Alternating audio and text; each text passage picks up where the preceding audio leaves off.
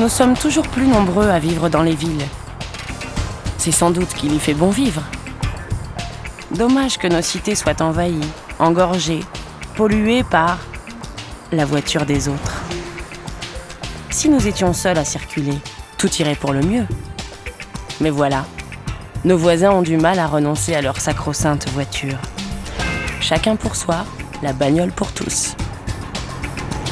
Et si la voiture n'était pas le bon cheval? Et si nous apprenions à vivre sans? Et si demain? Et si nos villes avaient des ailes?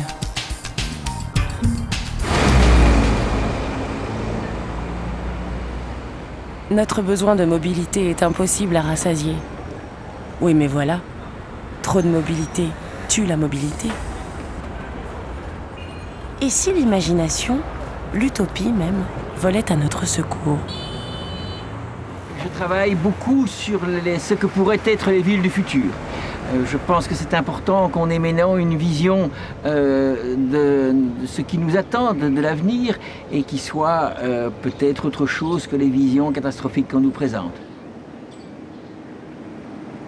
Mon souci principal a été celui de m'exprimer en tant qu'artiste, c'est-à-dire quelqu'un qui est très sensible à la ville, au monde dans lequel il vit, et qui, plutôt que de montrer tout ce qui ne va pas, montre ce qui pourrait aller, vers quoi on pourrait aller si on prend les bonnes décisions au bon moment.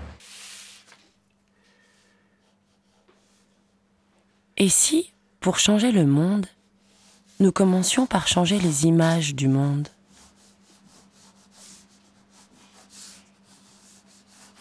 Moi, je me refuse complètement à raconter une histoire, parce que l'histoire m'éloigne de mon sujet principal, qui est ouvrir une porte sur un monde. Et quand j'ouvre cette porte sur un monde, j'aime que les gens puissent y arriver avec leurs propres histoires.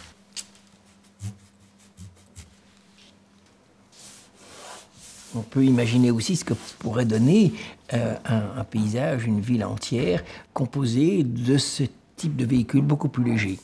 Ici, il y a des cyclos, donc des engins qui sont mus par l'énergie musculaire et qui se déplacent autrement. Il y en a des plus légers que l'air, qui flottent, qui volent. Et puis, il y en a d'autres qui se mettent ensemble. Il y a des transports en commun, il y a toutes sortes de choses. Le dessin, c'est un moyen pour moi. C'est un moyen de donner corps à des idées. Et c'est une manière de communiquer à d'autres ce que j'ai en tête et ce que je visualise. Et je fonctionne énormément par l'image. Je trouve que c'est l'image qui a la plus grande force de persuasion et de communication avec mes congénères.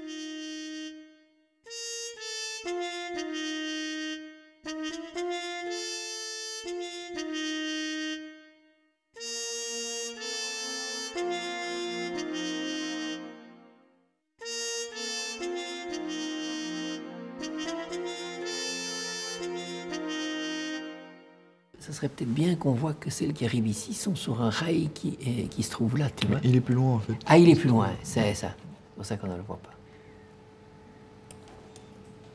Et le mouvement est très beau. Et alors, tu peux le présenter et le mettre dans n'importe quel sens. Et c'est intéressant de le voir comme ça, en filaire, évidemment.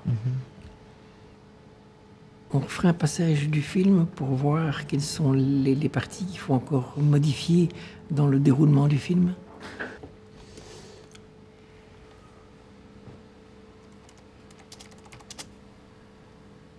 Le chenillard, ce serait une petite voiturette de ville qui fonctionnerait à l'énergie électrique, qu'elle pourrait prendre sur un rail qui serait sécurisé.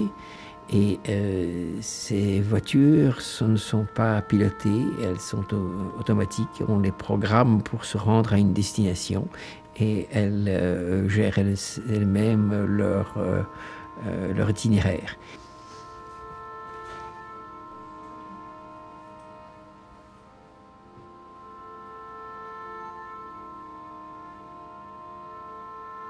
Le système permet une grande souplesse. On peut rentrer librement dans un convoi, on peut en sortir. Et c'est surtout dans l'idée d'être souple et léger et d'avoir un autre type de mobilité.